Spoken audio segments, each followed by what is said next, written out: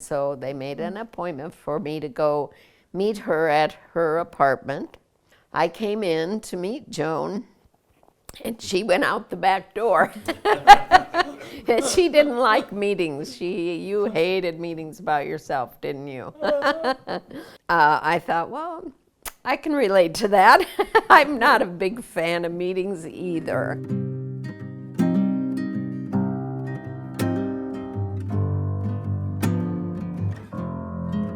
It was clear to me right away, and also just from my own perspective, I wanted more, and she needed more than just somebody to play cards with once a week or once a month. So we developed a really strong friendship, and she became part of my family, I became part of her family. And initially we did just get together and play cards, but we became friends, didn't we? We became close. And so when you build that bond, that takes time, but we did. We felt very connected to each other. And then gradually I became acquainted with her family, and so Mom came to trust me quite a lot. Joan and her mom were very close, weren't you? Yeah. Yeah, and when you were a little girl, your family were farmers, and they lived in the Cook area of southeast Nebraska, and there really weren't services or educational opportunities for Joan if they had stayed on the farm. The whole family moved to Lincoln so that Joan could get what she needed. We started doing things with Mom, and then as the years went by too, Deb came into my life, and Deb's mother lived with us for about 10 years. And so we would all play cards. I didn't believe in full guardianship anyway. I've always thought that people should have rights, and just because your intelligence is a certain level when you're 40, you're not a kid, you're not a boy, you're not a girl, and so that was my perspective coming forward. And so the guardianship was used, I felt, by people who wanted to take advantage, and or people who maybe were well-intentioned but did not respect the individuals as people. So my perspective was probably way the other side. They should have they should be able to make all their own decisions, and there's a point too where that can be to the detriment of the person. It's a little tricky because who decides what's best? I might know what's best for you. My mother might know what's best for me, but I don't agree with it. It's that kind of imposing one's own belief system on somebody else, and that's not right. Joan is a really strong person. She's smart, but she also has disabilities that impair her ability to really function completely independently, to make some of those decisions, and to protect herself from people that would happily take advantage of her. So when her mother asked me to become her legal guardian, I had to really think about it. And I didn't just jump to it and say, sure, anything for Joan. But I thought about, well, is there a different way to do it? Could it be, what are the options? But I really felt like in Joan's case, full guardianship was probably the best way to make sure that the family knew, everybody else knew, if you're gonna mess with Joan, you gotta go through Pearl.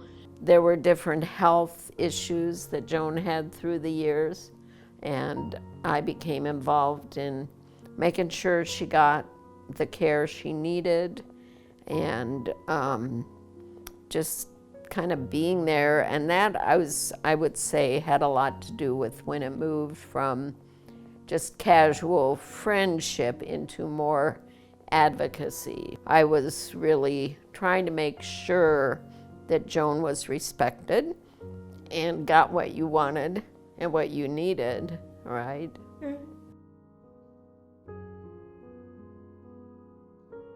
She had been used to going to her mom's for weekends and sometimes during the week.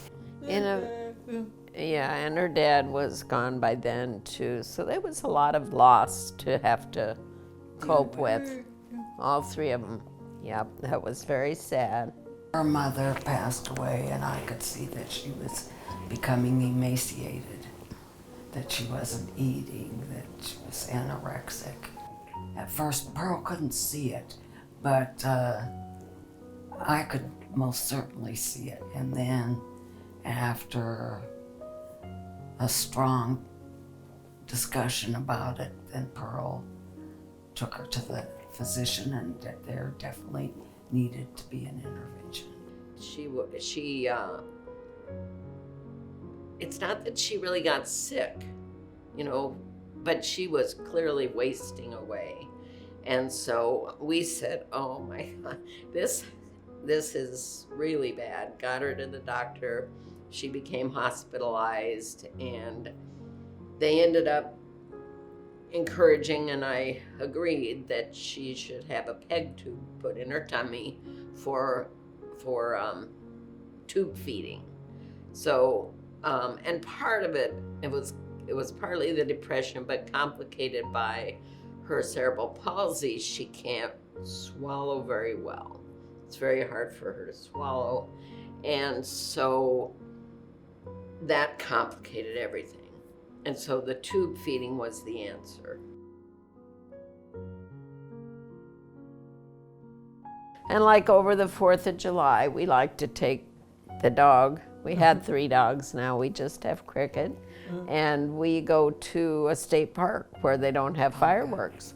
We're going up to Ponca, and Joan goes with us. And that's a tradition now. This will be the 3rd year we've done it.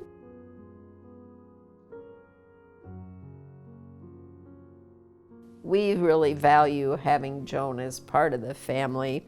I really like keeping her close because she does need stuff fairly often. She'll call me if I can't get it. Something's clearly amiss. I can't understand. I'll run over there. I have 2 cars, a little car and a big car. She'll say, if I'm not quite getting what it is she needs, she'll say the big car. So that means I need to drive the big car to her because she has stuff too that she needs to get rid of, or laundry, or normally she's really quite independent, but she also needs quite a bit of help.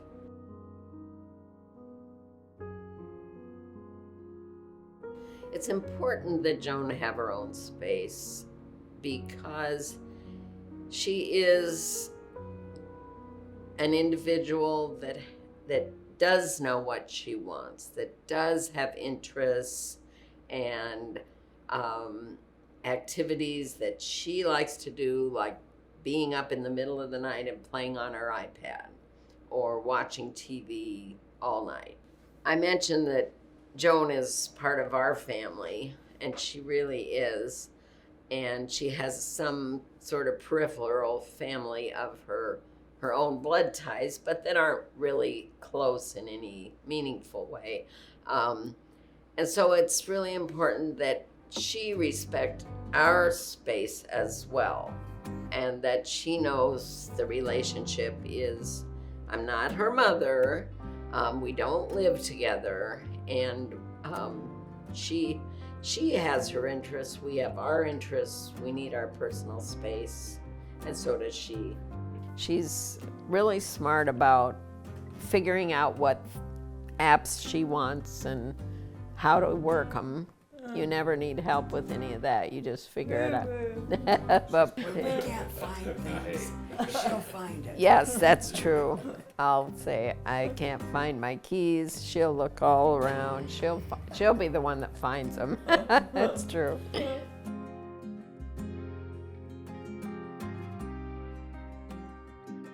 I definitely feel good about how citizen advocacy has developed from the early years to today. It's clearly a much more of an important connection and relationship, emphasis on relationship, I would say, as opposed to just a friendly visitor kind of thing. Because it does make a difference in the lives of the advocate and the other person. An advocate often means, or to me, it means taking an active role on behalf of someone.